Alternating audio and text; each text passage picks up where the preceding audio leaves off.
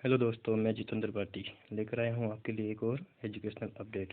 तो अभी जो RSMSSB द्वारा नोटिफिकेशन जारी किया गया है, पटवार एग्ज़ाम 2021 जो प्रतियोगी परीक्षा आयोजित हुई थी, उसका रिजल्ट जारी होने के बाद 2 गुण अभ्यर्थियों को डॉक्यूमेंट वेरिफिकेशन के लिए बुलाया गया है।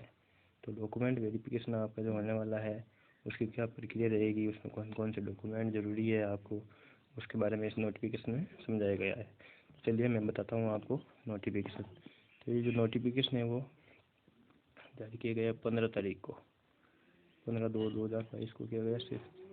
सीधी भर्ती पटवार प्रतियोगी परीक्षा 2021 में अस्थायी रूप से चयनित अभ्यर्थियों के लिए, ठीक है। सीधी भर्ती पटवार प्रतियोगी परीक्षा 2021 में चयनित अभ्यर्थियों के मूल प्रमाण पत्रों की जाँच के संबंध में, जो आपके मूल दस्तावेज है उनकी जाँच के संबंध में, ठीक है।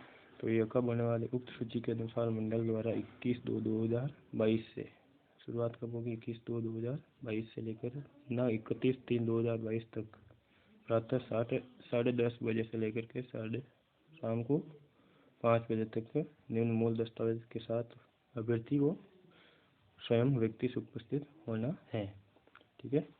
यानी शुरू कब होंगे, 21 से लेकर 31 मार्च तक आपके डॉक्यूमेंट वेरिफिकेशन का कार्य चलेगा। यानी शुरुआत होगी 10:30 बजे से लेकर 5 बजे तक,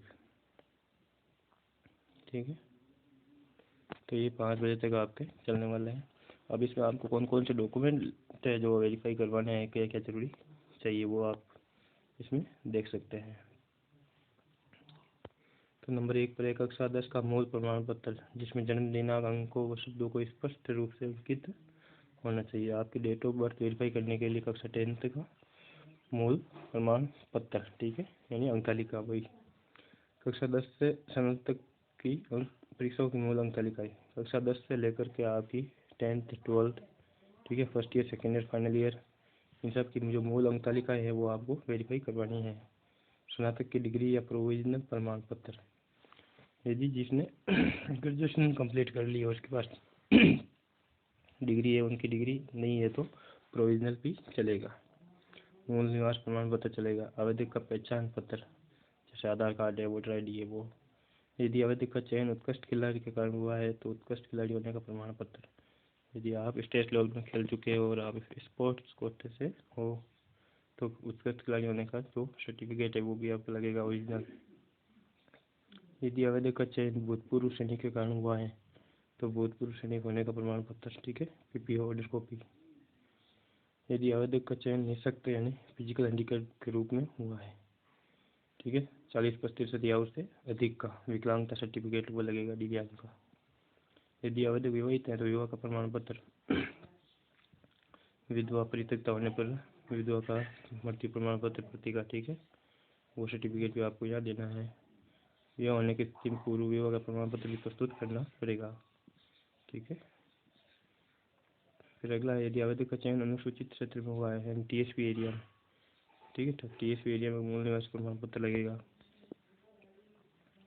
उसके बाद परित्यक्ता महिला द्वारा पुनर्विवाह नहीं करने का शपथ पत्र, जो डाइवोर्स महिलाएं हैं उन्होंने पुनर्विवाह नहीं किया, उसका शपथ पत्र भी आपको देना होगा।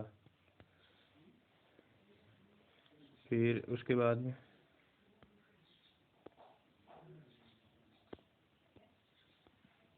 अगला पॉइंट है आपके लिए, आवेदक की दिनांक 1/6/2002 से पूर्व के बाद 2 या अधिक संतान न होने का मूल शपथ पत्र।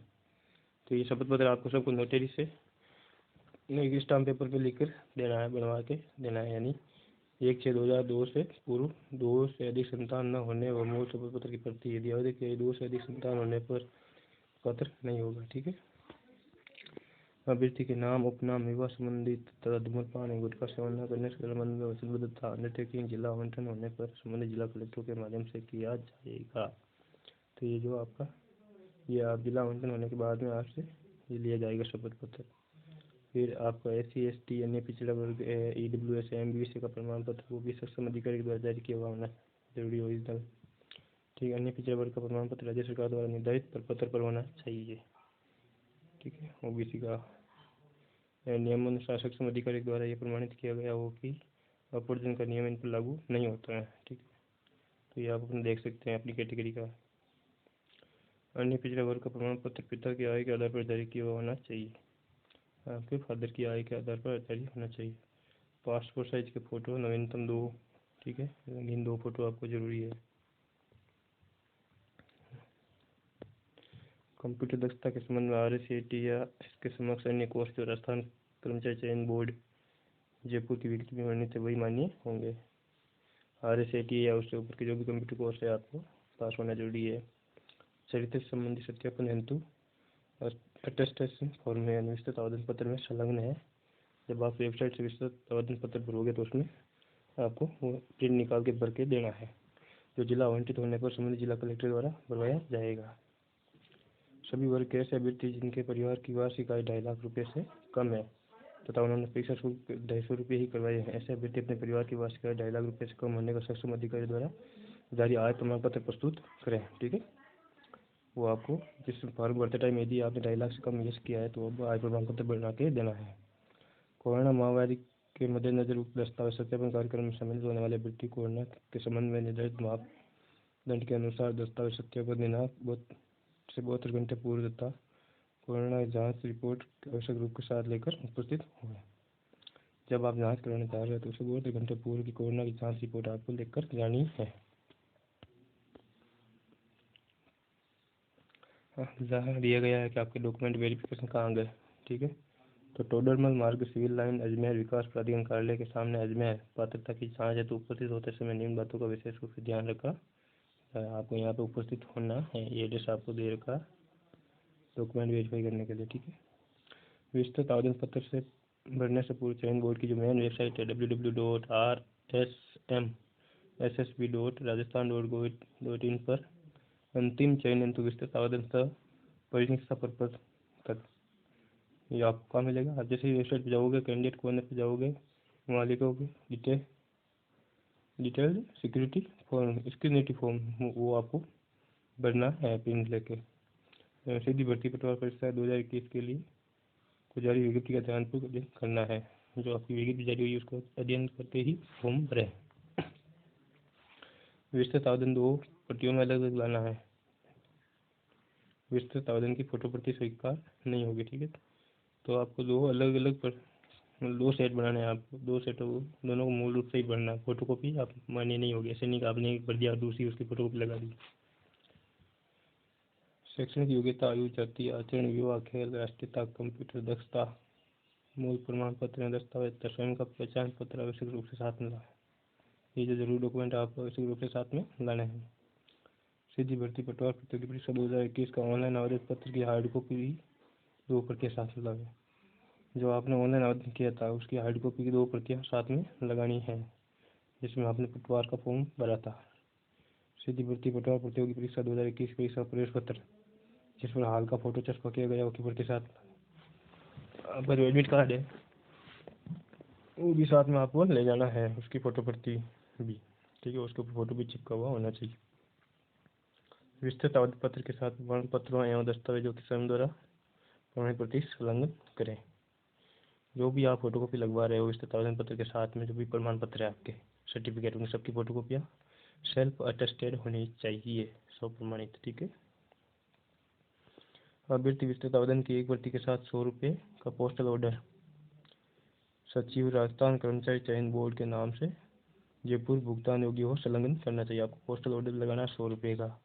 विस्तृत आवेदन प्रति एक प्रति के साथ लगाना, दोनों के साथ में आपको नहीं लगाना है।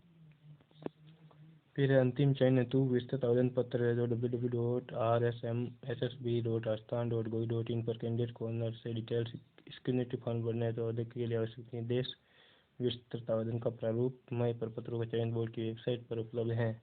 तो ये पूरे का पूरा जो नोटिफिकेशन है आप इस वेबसाइट से भी डाउनलोड करके आराम से इसका अध्ययन कर सकते हैं। यदि आवेदक अनुसूचित क्षेत्र का निवास करता है तो वहाँ का लाभ लेना चाहता है तो उसका अनुसूचित क्षेत्र का लाभ उन्हें मूल निवास प्रमाण पत्र प्रस्तुत करने का TSPJ के लिए। ठीक है, वहाँ का मूल निवास प्रमाण पत्र आपको प्रस्तुत करना पड़ेगा।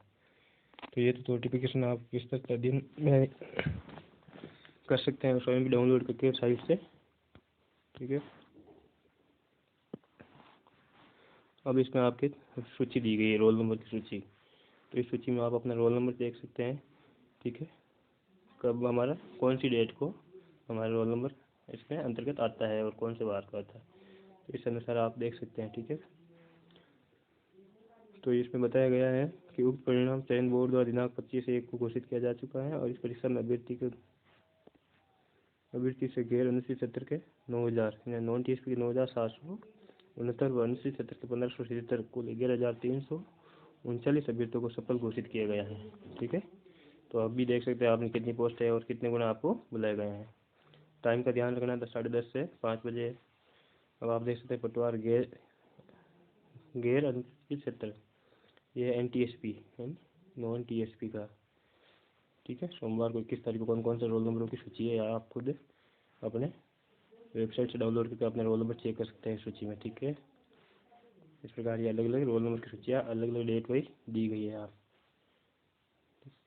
तो 22 तारीख को कौन से रोल नंबर का डॉक्यूमेंट वेरिफिकेशन है वो इस सूची में दिया गया है। इस प्रकार ये संपूर्ण सूची दी गई है। ठीक है, लास्ट में जो 2 दिन है रिजर्व दिन रखे गए हैं, कौन सा, एक तो 30 तारीख और एक ये आप देख सकते हैं यहाँ पे रिजर्व दिन रखा गया है, यानी डॉक्यूमेंट वेरिफिकेशन के पीछे रह जाता है कार्य, तो इस दिन आपका वेरिफिकेशन होगा। रिजर्व दिन में आपको जो भी रोल नंबर बाकी रहते हैं उन सबको बुलाया जाएगा, चाहे TSP का हो चाहे नॉन TSP का हो। ये यहाँ पे भी देखो एक लास्ट रिजर्व दिन दे रखा है 30 तारीख बुधवार को, ये भी एक रिजर्व दिन है। ठीक है, धन्यवाद दोस्तों, ये थी आपके बटवारा डॉक्यूमेंट वेरिफिकेशन की प्रोसेस। अन्य और भी कोई जानकारी है तो कमेंट बॉक्स में ज़रूर बताएं। वीडियो पसंद आए तो लाइक शेयर और सब्सक्राइब जरूर करें।